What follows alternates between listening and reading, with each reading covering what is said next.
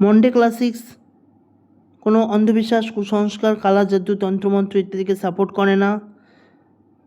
গল্পে এই ধরনের কোনো প্রসঙ্গ থেকে থাকলে তার লেখক বা লেখিকাদের সম্পূর্ণরূপে কল্পনা প্রসূত। সুতরাং আমি আশা রাখবো আপনারা মন্ডে ক্লাসিক্স কোনো রকম অন্ধবিশ্বাস, কালো জাদু ইত্যাদিকে প্রমোট করবেন না, শুধুমাত্র এন্টারটেনমেন্ট পারপাসে এনজয় করবেন। সো আজকের ফার্স্ট গল্প অর্থাৎ সত্যান্বেষী ব্যোমকেশ বক্সী শরদিন্দু বন্দ্যোপাধ্যায়ের কালজয়ী সৃষ্টি, বিখ্যাত গোয়েন্দা চরিত্র যিনি নিজেকে সত্যান্বেষী বলে ডাকতে বেশি পছন্দ করেন, কারণ ডিটেকটিভ শব্দটা বেশ বহুল প্রচলিত আর গোয়েন্দা শব্দটি খুবই খারাপ। সো তিনি নিজেকে সত্যান্বেষী বলে আখ্যা দেন। সত্যান্বেষী ব্যোমকেশ বক্সীর কালজয়ী গোয়েন্দা চরিত্রের বিখ্যাত উপন্যাস লোহার বিস্কুট। আজকে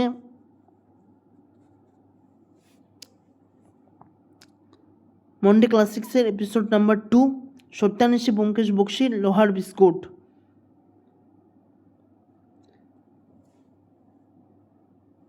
কমলবাবু বললেন, আমি পাড়াতেই থাকি, হিন্দুস্তান পার্কের কিনারায়। আপনাকে অনেকবার দেখেছি বটে, আলাপ করবার ইচ্ছাও হয়েছে, কিন্তু সাহস হয়নি। আজ একটু সূত্র পেয়েছি, তাই ভাবলাম এই ছুতোয় আলাপটা সেরেই নিই। আমার জীবনে একটা ছোট্ট সমস্যা এসেছে। সমস্যা? ব্যোমকেশ সিগারেটের কৌটো এগিয়ে দিয়ে বলল, বলুন বলুন, অনেকদিন তো অবশ্য মুখদর্শন করিনি। গ্রীষ্মের একটি রবিবারে সকালে কেয়াতলার বাড়িতে বসে কথা হচ্ছিল। কমলবাবুর চেহারাটি নাড়ুগোপালের মতো, কিন্তু মুখের ভাব বেশ চটপটে, বুদ্ধি সমৃদ্ধ।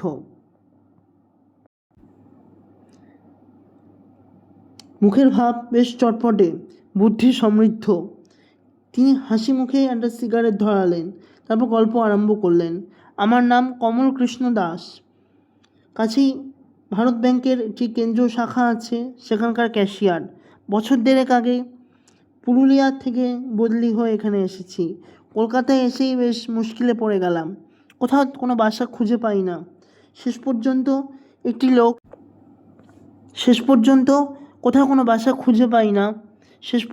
একটি লোক তার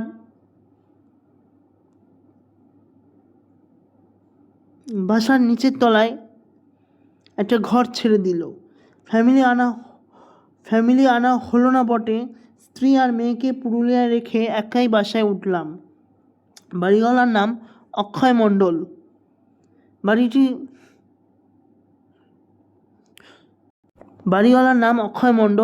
বাড়িটি দোতলা, কিন্তু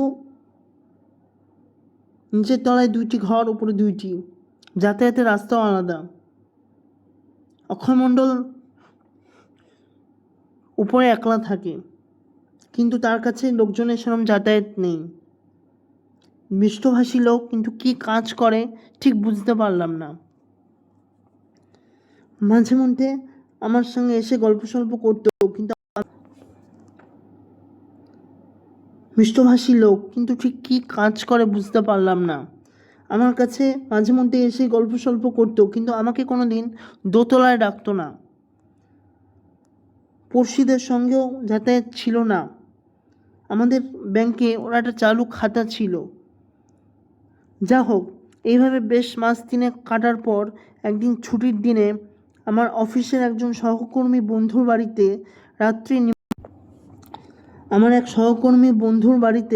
রাত্রে নিমন্ত্রণ ছিল। ফিরতে বেশ রাত হয়ে গেল। বাসায় ফিরে দেখি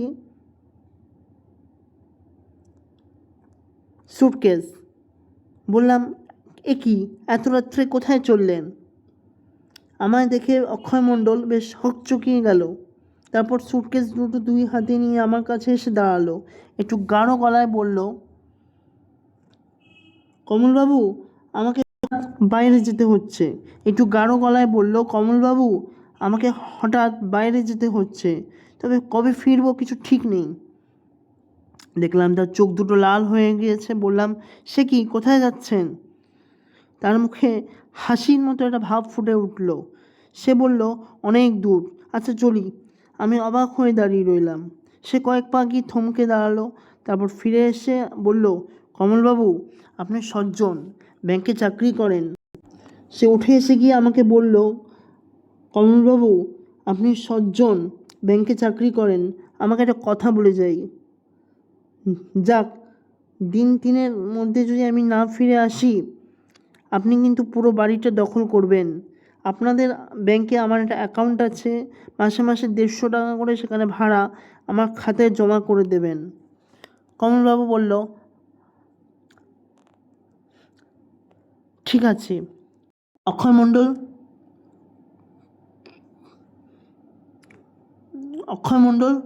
কমলবাবু বলল,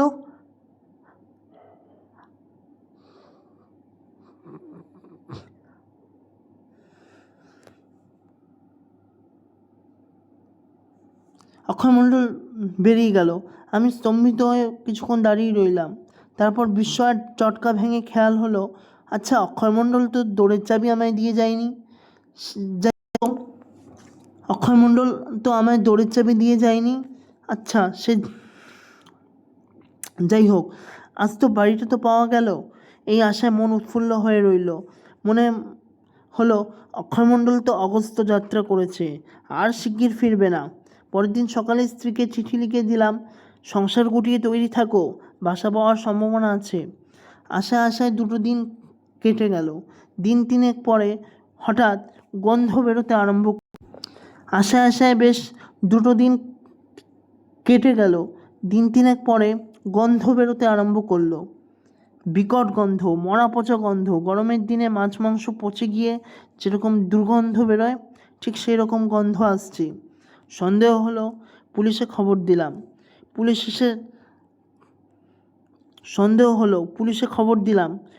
এসে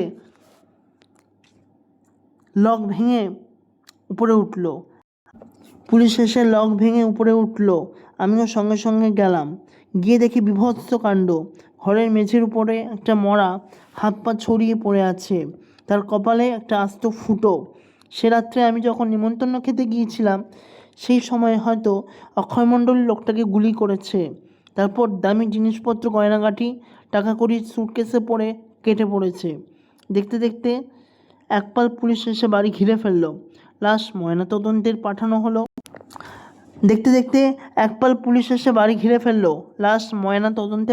হলো। দারোগাবাবু আমায় জেরা করলেন। তারপর খানা তল্লাশ আরম্ভ হলো। নিরপেক্ষ সাক্ষী হিসাবে পাড়ার একটি ভদ্রলোক এবং আমি সঙ্গে রইলাম। খানা তল্লাশে কিন্তু বিশেষ কিছু পাওয়া গেল না। কেবল একটা দেরাজের মধ্যে কয়েকটা লোহার পাত দিয়ে তৈরি কৌটোর মতো কিছু জিনিস পাওয়া গেল। সিগারেটের প্যাকেটে রুপোলি তবকের মধ্যে যেমন সিগারেট মোড়া থাকে, ঠিক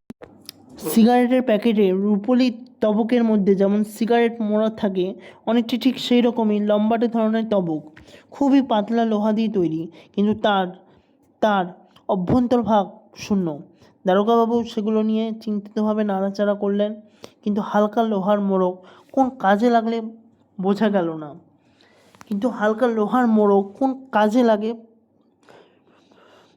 গেল না। যা হোক, সেদিনকার মতো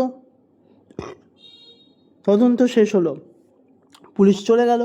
আমার মনে কিন্তু অস্বস্তি রয়েই গেল। দিন 3-4 পরে থানায় গেলাম। 3-4 দিন পরে থানায় গেলাম। সেখানে গিয়ে খবর পেলাম মৃত ব্যক্তির পরিচয় জানা গিয়েছে। আঙ্গুলের ছাপ ও অন্যান্য দৈহিক চিহ্ন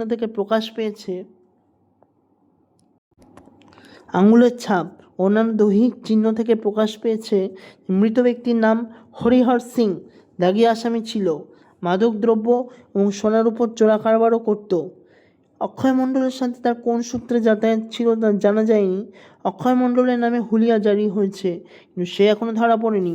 কর্পূরের মতো উবে গিয়েছে। থানা থেকে ফেরার সময় ভয়ে ভয়ে প্রশ্ন করলাম, পুরো বাড়িটা তাহলে আমি এখন দখল করতে পারি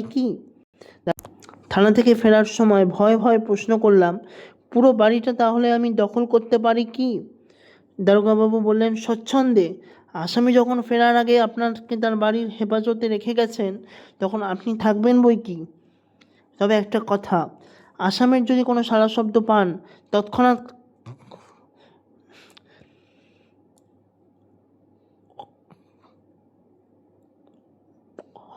আসামির যদি কোনো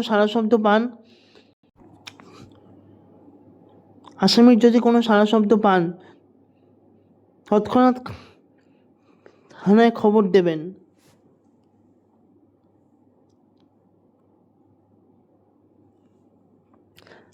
আসামি যখন ফেরার আগে আপনাকে তার বাড়ির হেফাজতে রেখে গেছে তখন আপনি থাকবেন বই কি।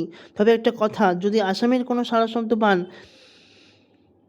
তৎক্ষণাৎ থানায় খবর দেবেন। তারপর প্রায় বছর খানেক ভারী আরামে কেটেছে। স্ত্রী আর মেয়েকে নিয়ে এলাম।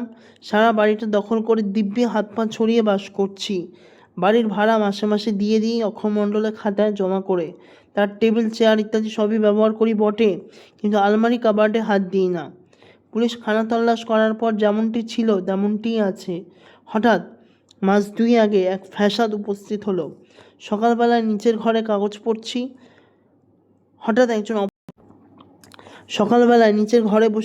পড়ছি। হঠাৎ একজন অপরিচিত লোক এলো। তার সঙ্গে একটি স্ত্রী লোক, ভদ্রশ্রেণীর মধ্যবয়স্ক পুরুষ। স্ত্রীলোকটি সধবা। পুরুষ স্ত্রীলোকটির দিকে আঙুল দেখিয়ে বলল, এ হচ্ছে অক্ষয় মণ্ডলের স্ত্রী। আমি ওর বড় ভাই। এতদিন আমি ওকে পুষেছি, কিন্তু আর আমার পোষবার ক্ষমতা নেই।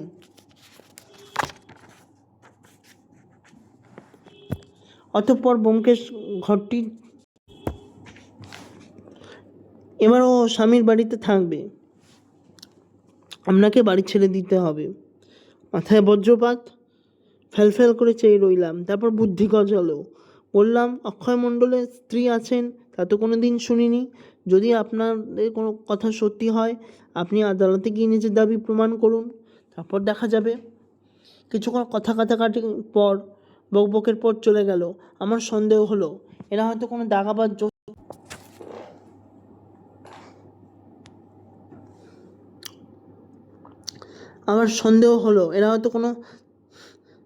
জোচ্চোর ছলছুতো করে বাড়িটা দখল করে বসতে চায়। আজকাল বাসা বাড়ির যেরকম ভাড়া দাঁড়িয়েছে, ফোকটে বাসা পেলে কে ছাড়ে। থানায় গিয়ে খবরটা জানিয়ে এলাম। দারোগাবাবু বললেন, অক্ষয় মণ্ডলের স্ত্রী আছে কি না আমরা জানি না, আমাদের জানা নেই। যাই হোক, আবার যদি আসে ছলছুতো করেই দারোগাবাবু বলল, অক্ষয় মণ্ডলের স্ত্রী আছে কি না আমাদের জানা নেই। যাই হোক, আবার যদি আসে ছলছুতো করেই থানায় নিয়ে আসবেন। আমরাও বাড়ির উপর নজর রাখবো। আমার পিস্তল আছে। এছাড়াও একটা কুকুর পুষেছি, হিংস্র পাহাড়ি কুকুর, নাম ভুটো। আমার হাত ছাড়া কারোর হাতে খায় না। আমি ব্যাংকে যাওয়ার সময় তার শিকল খুলে দিই, রাত্রিরে তাকে ছেড়ে দিই, সে বাড়ি পাহারা দেয়। ভুটো ছাড়া থাকতে বাড়িতে রাত্রিরে ছেড়ে দিই, সে বাড়ি পাহারা দেয়। ভুটো ছাড়া থাকতে রাত্রে বাড়িতে চোর ছাঁচোর ঢোকার কোনো ভয় নেই। ভুটো তাকে চিবিয়ে খেয়ে ফেলবে। তবুও এই ঘটনার পরে মনে একটা অস্বস্তি তো লেগেই রইল। অক্ষয় মণ্ডল লোক ভালো নয়, হয়তো নিজে আড়ালে থেকে কোনো কুটিল খেলা খেলছে। দিন 10 পরে একখানা বেনামি চিঠি পেলাম, পাড়া ছেড়ে দাও নইলে বিপদে পড়বে। পাড়া মানেই বাড়ি। সন্দেহ হলো। থানায় গিয়ে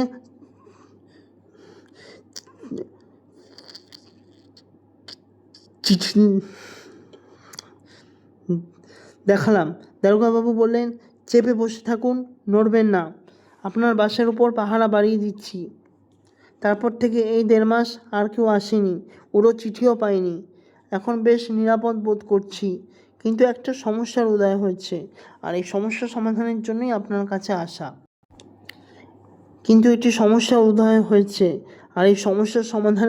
আপনার কাছে আসা। দারোগাবাবুর কাছেও যেতে পারতাম, কিন্তু তিনি হয়তো এমন উপদেশ দিতেন যা আমার ঠিক পছন্দ হতো না। ব্যাপারটা এই, ব্যাংক থেকে আমার 1 মাসের ছুটি পাওনা হয়েছে।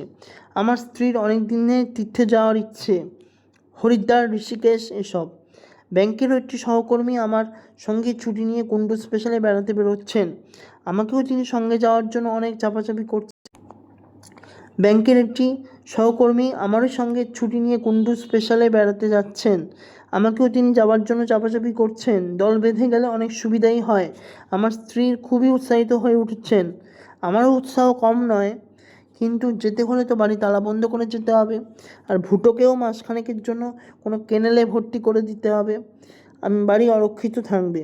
মনে করুন এই ফাঁকে অক্ষয় মণ্ডলের সেই বউ মানে সেই স্ত্রী লোকটি যদি তালা ভেঙে বাড়িতে ঢুকে আসে, হঠাৎ করে যদি অক্ষয় মণ্ডলের সেই বউ মানে সেই স্ত্রীলোকটি লক ভেঙে বাড়িতে ঢুকে বাড়ি দখল করে বসে, তখন আমি কি করব?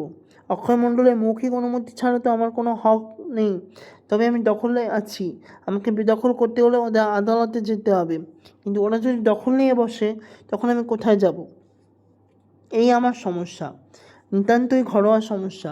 আপনার নিরীক্ষার উপযুক্ত নয় বটে, তবুও রদ দেখা কলা বেচা এই নিতান্তই ঘরোয়া সমস্যা।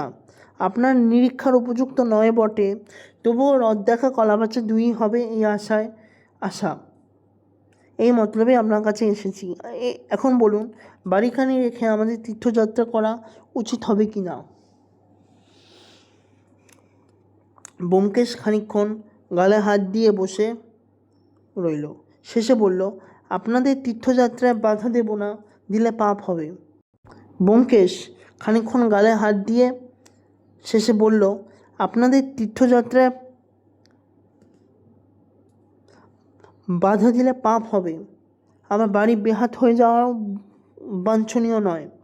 আপনাদের জানাশোনার মধ্যে কি কোনো এমন মজবুত লোক কেউই নেই যে কিনা বাড়িতে বসে বাড়ি পাহারা দেবে? আপনারা নিঃসন্দেহে তীর্থযাত্রা করতে পারবেন। কই, সেরকম তো কাউকে দেখছি না, সকলেরই তো বাসা আছে। কই, সেরকম তো কাউকে দেখছি না, সকলেরই তো বাসা আছে। যাদের নেই তাদেরও বসাতে সাহস হয় না, শেষে খাল কেটে কুমির আনবো? তাহলে চলুন আপনার বাসাটা দেখে আসি। ব্যোমকেশ উঠে দাঁড়ালো। তাহলে চলুন আপনার বাসাটা দেখে আসি। কমলবাবু উৎফুল্ল হয়ে চোখে চেয়ে রইলেন। যাবেন? কি সৌভাগ্য! চলুন চলুন, বেশি দূর নয়, একটু বসুন। বেশি দূর না হলেও রোদ তো বেশ কড়া, একটা ছাতাই নিয়ে আসি। চলুন চলুন, রোদ তো একটু বসুন, বেশি দূর না হলেও রোদ বেশ কড়া, একটা ছাতা নিয়ে আসি। ব্যোমকেশ ভিতরে গিয়ে ছাতা নিয়ে এলো। ছাতাটি ব্যোমকেশের প্রিয় ছাতা, অতিশয় জীর্ণ, লোহার বাট এবং কামানিতেও মরচে ধরেছে, কাপড় বিবর্ণ, বহু ছিদ্রযুক্ত। এই ছাতা মাথায় দিয়ে রাস্তায় বেরোলে নিজে অদৃশ্য থেকে সন্দেহজনক ব্যক্তির উপর অনুসরণ করা যায়। ফুটো দিয়ে বাইরের লোককে দেখা যায় বটে, কিন্তু বাইরের লোক ছাতাধারীর মুখ দেখতে পায় না। সত্যান্বেষী এই ছাতা দিয়ে ফুটো দিয়ে বাইরের লোককে দেখা যায় বটে, কিন্তু বাইরের লোক ছাতাধারীর মুখ দেখতে পায় না। সত্যান্বেষীর উপযুক্ত ছাতা বটে। চলুন। কমলবাবুর বাসা ব্যোমকেশের বাড়ি থেকে মিনিট পাঁচেকের রাস্তা। মাঝে মাঝে এই পথ দিয়ে যাওয়ার সময় বাড়িটি ব্যোমকেশের চোখে পড়েছে। ছোট দোতলা বাড়ি, কিন্তু একটি বিশেষত্বের জন্য দৃষ্টি আকর্ষণ করে। সমস্ত ছাদ লোহার ডান্ডা ছত্রি দিয়ে ঢাকা, যেন প্রকাণ্ড একটি লোহার খাঁচা। বাইরে থেকে কোনো মতেই সেখানে ছাদে ওঠা সম্ভবপর নয়। আসুন আসুন। ছাতা মুড়ে ব্যোমকেশ বাড়িতে ঢুকলো। কমলবাবু প্রথমে তাকে নিচের তলায় বসবার ঘরে নিয়ে গেলেন। সেখানে 17 ঢাকার তক্তপোষ ও 2টি ক্যাম্বিসের চেয়ার ছাড়া বিশেষ কিছু নেই। ব্যোমকেশ ঘরের চারিদিকে চোখ ফেরালো। সে যেন কোনো একটা সূত্র খুঁজছে, কিন্তু এই নগ্নপ্রায় ঘরে কি অঙ্গুলি নির্দেশ পাওয়া গেল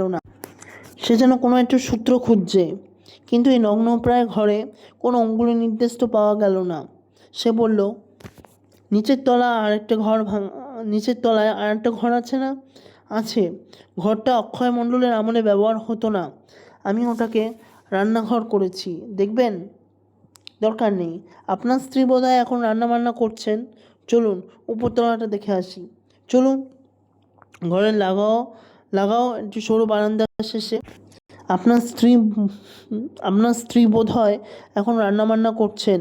চলুন উপরতলাটা দেখে আসি। চলুন। ঘরের লাগাও একটা সরু বারান্দার শেষে উপরে ওঠার সিঁড়ির মাথায় দরজা লাগানো। দরজার মাথায় উপরকার দেওয়ালে ঘোড়ার খুরের নালের মতো লোহার একটা জিনিস 3টি পেরেকের মাঝখানে আটকানো রয়েছে। ব্যোমকেশ সেই দিকে কিছুক্ষণ তাকিয়ে থেকে ছাতা তুলে সেই দিকে নির্দেশ করে বলল, ওটা কি? ওটা ঘোড়ার নাল। ব্যোমকেশ নির্দেশ করে বলল, ওটা কি? ওটা ঘোড়ার নাল। বিলিতি কুসংস্কার অনুযায়ী দোরের মাথায় ঘোড়ার নাল টাঙিয়ে রাখলে নাকি অনেক টাকা হয়। ব্যোমকেশের ছাতার ডগা ঘোড়ার নালে আটকে গিয়েছিল। সে টেনে সেটাকে ছাড়িয়ে নিয়ে বলল, এটা কি আপনি লাগিয়েছেন নাকি? না না, এই অক্ষয় মণ্ডলের আমল থেকেই আছে। ব্যোমকেশ ঘোড়ার নালের দিকে তাকিয়ে কেমন যেন একটা স্বপ্নাচ্ছন্ন হয়ে পড়ল। কমলবাবু ডাকলেন, ভিতরে আসুন।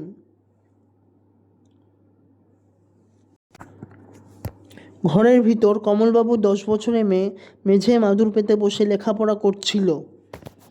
তার কাছে মাদুরের বাইরে ভীষণ দর্শনে একটি কুকুর থাবা পেতে বসেছিল। ব্যোমকেশের পানে মণিহীন নীলাভ চোখ তুলে চাইল। কমলবাবু বললেন, খুকু যাও, তোমার মাকে চা তৈরি করতে বলো, আর কিছু ভাজাভুজি। ব্যোমকেশ কিছুটা আপত্তি করলো, কিন্তু কমলবাবু শুনলেন না। খুকু নিচে চলে গেল। ভুটো সঙ্গে সঙ্গে গেল। তারপর ব্যোমকেশ ঘরটি চক্ষু দিয়ে সমীক্ষা করল। বলল, এ ঘরে অক্ষয় মণ্ডলের কোনো আসবাবপত্র আছে? কমলবাবু বললেন, ছিল, আমি পাশের ঘরে নিয়ে গেছি। খাট, দেরাজওয়ালা টেবিল। এই যে পাশের ঘরটি অপেক্ষাকৃত বড়, জানালার দিকে খাট, অন্য কোণের টেবিল। ব্যোমকেশ টেবিলের কাছে গিয়ে বলল,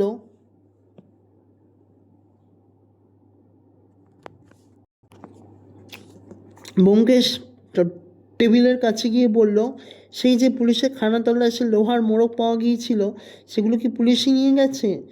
একটা মোড়ক পুলিশ নিয়ে গিয়েছিল বটে, বাকিগুলো দেরাজে আছে। কমলবাবু নিচের দিকে একটা দেরাজ খুলে বললেন, এই যে। দেরাজের পিছন দিকে কয়েকটা মোড়ক পড়েছিল।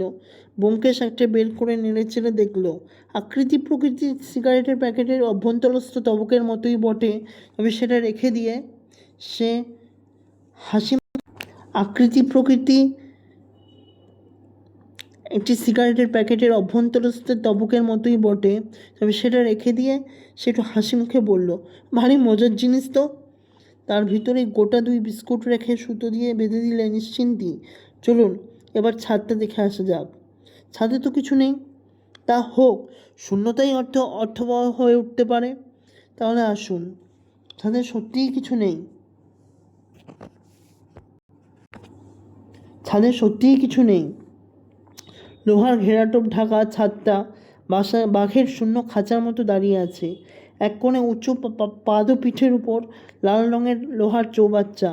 এই চৌবাচ্চা থেকে বাড়িতে কলের জল সরবরাহ হয়। ব্যোমকেশের ছাদের চারিদিকে সন্ধিস্থভাবে পরিক্রমণ করে বলল, ছাদটা আপনারা ব্যবহার করেন না?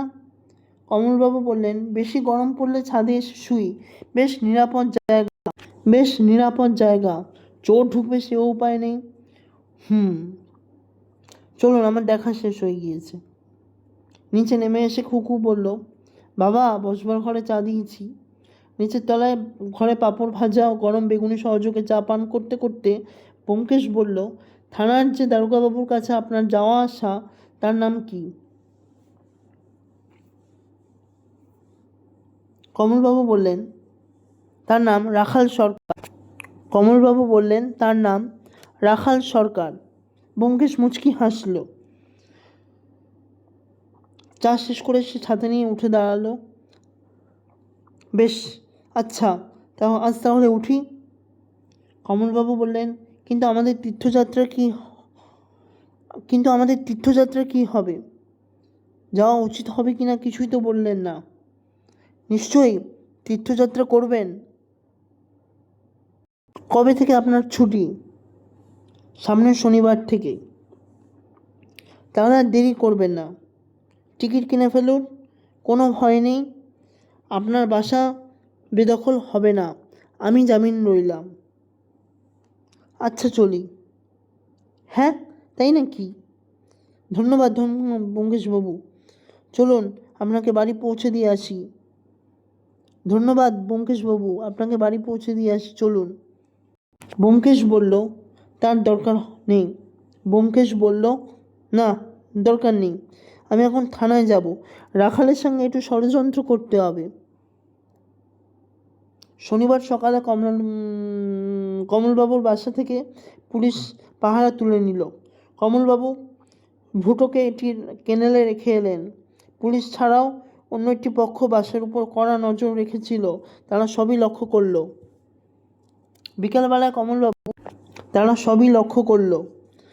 বিকালবেলায় কমলবাবু তার স্ত্রী, মেয়ে ও পোটলাপুটলি নিয়ে বাসায় চাবি দিয়ে চলে গেলেন।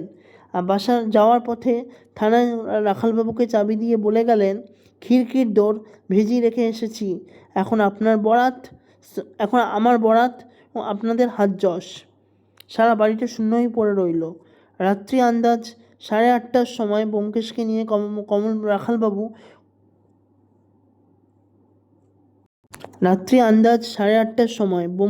নিয়ে রাখালবাবু কমলবাবুর বাসার দিকে গেলেন।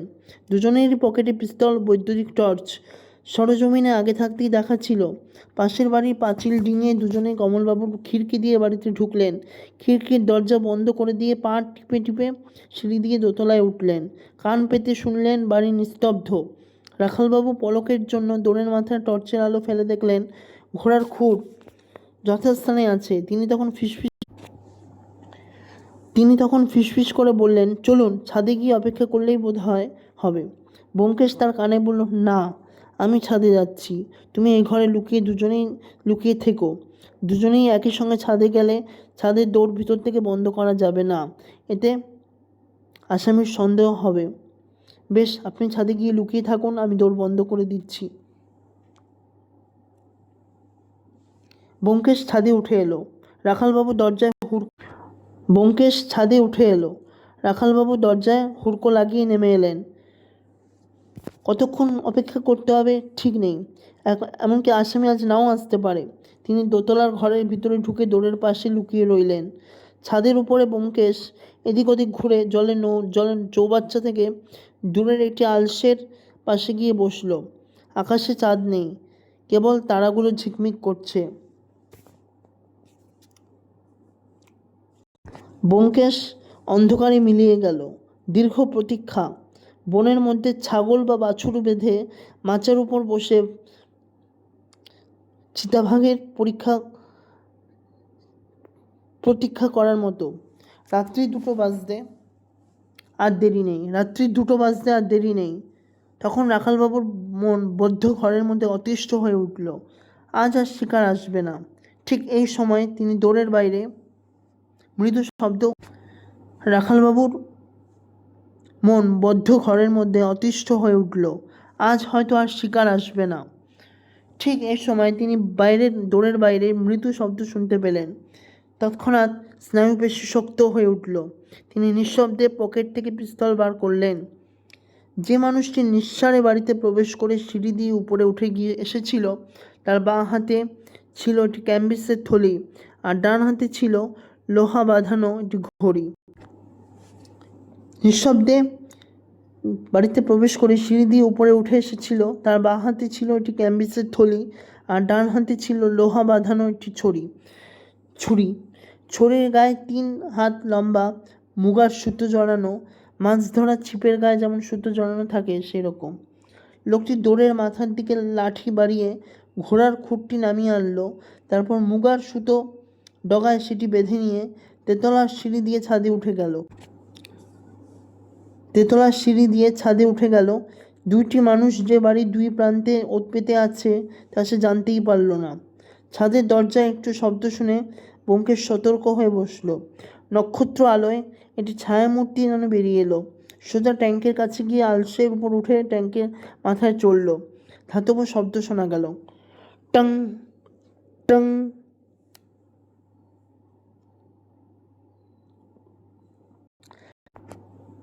সে ট্যাঙ্কের ঢাকনি খুলে সরিয়ে রাখল। তারপর লাঠির আগায় সুতো লাল জলের মধ্যে ডুবিয়ে দিল। লোকটা যেন আবছা অন্ধকারে বসে ছিপ ফেলে চুনো মাছ ধরছে।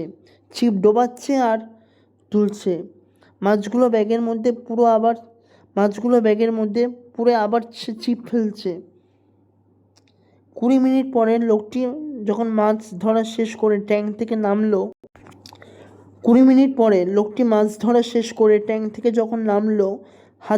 এক হাতে ব্যাগ, অন্য হাতে ছিপ নিয়ে সে পা বাড়িয়েছে, অমনি তার মুখের ওপর দপ করে টর্চ জ্বলে উঠল। ব্যোমকেশের ব্যঙ্গ স্বর শোনা গেল, অক্ষয় মণ্ডল, কেমন মাছ ধরলে? অক্ষয় মণ্ডলের পরনে নাকি খাকি প্যান্ট ও হাফ শার্ট, কালো মুস্কো চেহারা। সে বিস্ফারিত চোখে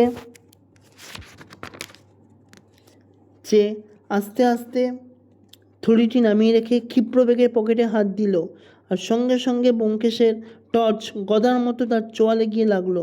অক্ষয় মণ্ডল ছাদের উপরে চিতিয়ে পড়ল। রাখালবাবু নিচ থেকে উঠে এসেছিলেন। তিনি অক্ষয় মণ্ডলের বুকের উপর এসে বললেন,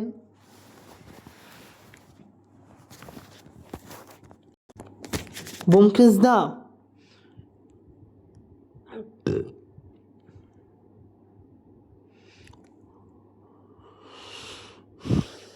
ওর পকেটে পিস্তল আছে, বের করে নিন। ব্যোমকেশ অক্ষয় মণ্ডলের পকেট থেকে পিস্তল বের করে নিজের পকেটে রাখল। রাখালবাবু আসামির হাতে হাতকড়া পরিয়ে বললেন, অক্ষয় মণ্ডল, হরিহর সিংকে খুন করার অপরাধে তোমায় গ্রেপ্তার করা হলো। ব্যোমকেশ অক্ষয় মণ্ডলের থলি থেকে কয়েকটা ভিজে লোহার প্যাকেট বার করে তার উপর টর্চের আলো ফেলল। বাহ, এই যে যা ভেবেছিলাম তাই, লোহার মোড়কের মধ্যে চকচকে বিদেশি সোনার বিস্কুট। পরের দিন সকালবেলা সত্যবতী ব্যোমকেশকে বলল, ভালো চাও তো বলো, কোথায় রাত কাটালে? ব্যোমকেশ কাতর স্বরে বলল, দোহাই ধর্মাবতার, রাখাল সাক্ষী, আমি কোনো কুকর্ম করিনি। গুড়ির সাক্ষী মাতাল, গল্পটা বলবে? এক পেয়ালা চা দিতে হবে। গুড়ির সাক্ষী মাতাল, গল্পটা বলবে? ব্যোমকেশ বলল, হা হা হা হা হা, বলবো বলবো, কিন্তু তার আগে এক পেয়ালা চা দিতে হবে। এক পেয়ালা চা খেয়ে রাতে যা গ্লানি যে কাটেনি। সত্যবতী আরেক পেয়ালা কড়া চা এনে ব্যোমকেশের সামনে এনে চেয়ারে বসলো আর বলল, টর্চটা ভাঙলে কি করে? মারামারি করেছিলে? ব্যোমকেশ বলল, না, মারামারি নয়, শুধু মারা। চায়ে একটি চুমুক দিয়ে সে বলতে আরম্ভ করল। ব্যোমকেশ বলল, না, মারামারি নয়, শুধু মারা। চায়ে একটি চুমুক দিয়ে সে বলতে আরম্ভ করল, অক্ষয় মণ্ডল সোনার চোরা কারবার করে অনেক টাকা করেছিল। নিজের প্রয়োজন অনুযায়ী ভদ্রপাড়ায় একটি বাড়িও করেছিল। বাড়ির ছাদে লোহার ডান্ডি ছত্রি দিয়ে এমনভাবে মুড়ে রেখেছিল যে ওদিক থেকে রাত্রে চোর ঢোকার কোনো উপায় ছিল না। ছাদটাকে নিরাপদ করা তার বিশেষ প্রয়োজন ছিল। অক্ষয় মণ্ডলের পেশা ভারতবর্ষের বাইরে থেকে চোরাই সোনা আসে তার সংগ্রহ করা, এবং এটা সুযোগ মতো সোনার চোরা কারবারই করতো। সে বাড়িতে সোনা রাখতো, কিন্তু সে সোনার সিন্ধুকে নয়, সোনা লুকিয়ে রাখার এক বিচিত্র কৌশল সে বার করেছিল। অক্ষয় মণ্ডল বাড়িতে একলা থাকতো। তার স্ত্রী আছে কিনা সে বিষয়ে এখনো জানা যায়নি। সে পাড়ার লোকের সঙ্গে বেশি মেলামেশা করতো না, কিন্তু পাছে পড়শিরা সে পাড়ার লোকের সাথে বেশি মেলামেশা করতো না, কিন্তু পাছে পড়শিরা আবার কিছু সন্দেহ করে, তাই কমল দাস নামে একটি ভদ্রলোককে নিচের তলায়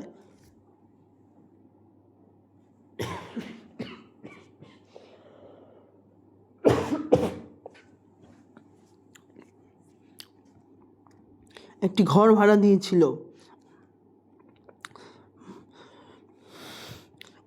কমল দাস নামে একটি ভদ্রলোককে নিচের তলায় একটি ঘর ভাড়া দিয়েছিল। সোনা ছাড়বার জন্য যে কয়েকজন লোক রেখেছিল তাদের মধ্যে একজনের নাম হরিহর সিং।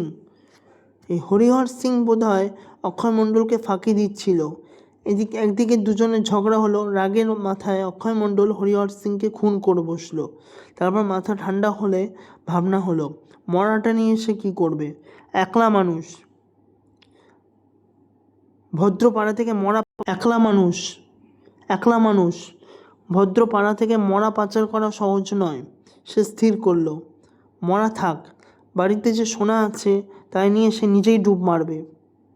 কিন্তু সব সোনা সে নিয়ে যেতে পারল না। সোনা ধাতুটা বিলক্ষণ ভারী, লোহার চেয়েও ভারী। তোমরা স্ত্রী জাতি সারা গায়ে গয়না পরে বসে থাকো, কিন্তু সোনার ভার কত বুঝতে পারো না। 10 হাত কাপড়ে কাছা নেই। আচ্ছা আচ্ছা, সত্যবতী বলল, তারপর বলো। অক্ষয় মণ্ডল ডুব মারবার কয়েকদিন পরে লাশ বেরোলো। পুলিশ এলো, কিন্তু খুনের কোনো কিনারা হলো না। অক্ষয় মণ্ডলই খুন করেছে এতে কোনো সন্দেহ নেই, কিন্তু সে নিরুদ্দেশ। কমলবাবু সারা বাড়িটা দখল করে বসলেন। অক্ষয় মণ্ডল নিশ্চয়ই কলকাতাতে কোথাও একটা লুকিয়েছিল। কয়েক মাস চুপচাপ রইল, কিন্তু বাড়িতে যে সোনা লুকোনো আছে সেগুলো তো সে সরাতে পারেনি। সেগুলো উদ্ধার করতেই হবে। কাজটি সহজ নয়। কমলবাবুর স্ত্রী এবং মেয়ে সর্বদাই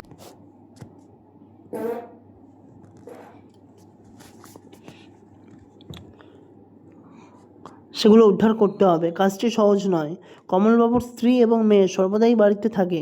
তাছাড়াও একটি ভয়ঙ্কর হিংস্র কুকুর আছে।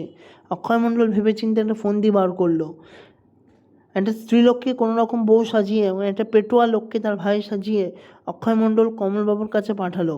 বউকে বাড়ি ছেড়ে দিতে হবে। অক্ষয় মণ্ডল ফেরারি খুনি, কিন্তু বউ তো কোনো বউকে বাড়ি ছেড়ে দিতে বউকে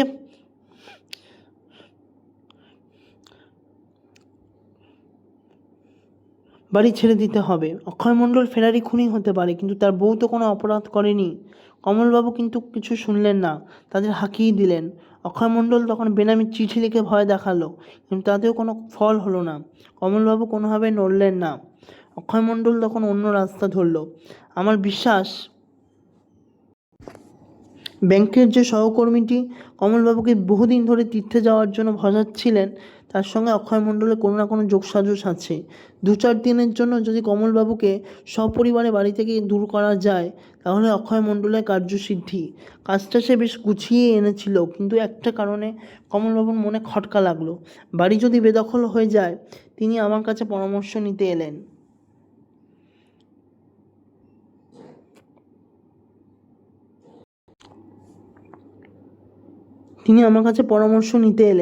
তার গল্প শুনে আমারও সন্দেহ হলো। বাড়িটার উপর আমি দেখতে গেলাম। দেখাই যাক, অকুস্থলে গেলে অনেক ইশারা ইঙ্গিত অনেক সময় পাওয়া যায়। গেলাম বাড়িতে। কড়া রোদ ছিল, তাই ছাতা নিয়ে গিয়েছিলাম। দোতলায় উঠেই দেখলাম দোরের মাথায় ঘোড়ার নাল 3টে পেরেকের মাঝখানে আলগাভাবে আটকানো রয়েছে। ঘোড়ার নালটা এক নজর দেখলেই ঘোড়ার নাল বলে মনে হয় বটে, কিন্তু ঠিক যেন ঘোড়ার নাল নয়। আমি ছাতাটা সেদিকে বাড়ি কিন্তু ঘোড়ার নালটা যেন ঠিক ঘোড়ার নাল নয়। আমি ছাতাটা সেই দিকে বাড়িয়ে দিলাম, অমনি ছাতাটা আপনা থেকেই ঘোড়ার নালে গিয়ে জুড়ে গেল। বুঝলাম, ঠিকই সন্দেহ করেছিলাম। ঘোড়ার নাল নয়, একটি বেশ শক্তিশালী চুম্বক ছাতার লোহার বাট পেয়েই টেনে নিয়েছে। প্রশ্ন করে জানলাম, চুম্বকটা কি অক্ষয় মণ্ডলের? মাথার মধ্যে চিন্তা ঘুরপাক খেতে লাগলো। কেন? অক্ষয় মণ্ডল চুম্বক নিয়ে কি করে?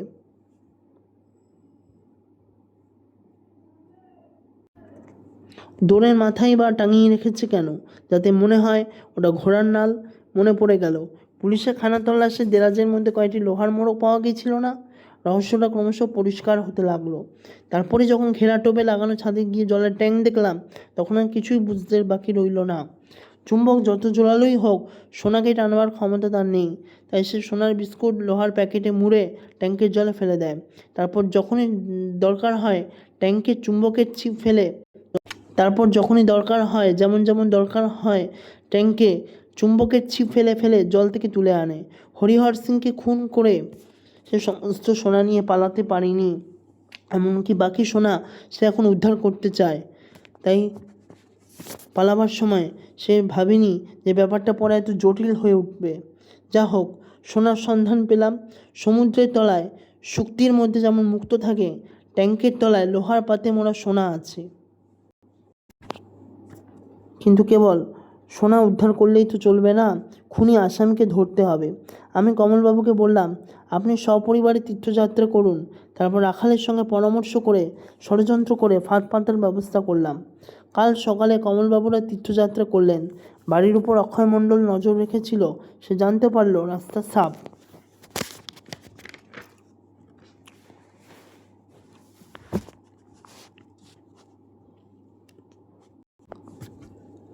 কাল সন্ধ্যের সময় রাখাল আর আমি বাড়ির ভিতরে গিয়ে আড্ডা কাটলাম। কালই যে অক্ষয় মণ্ডল আসবে এতটা আশা করিনি, তবু পাহারা তো দিতে হবে।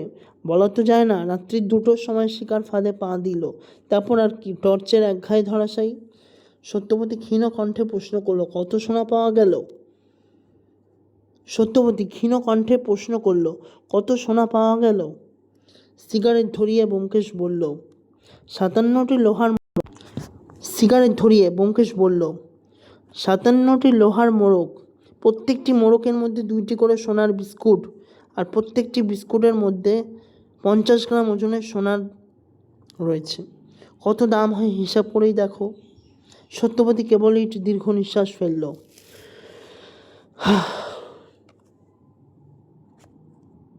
এই হলো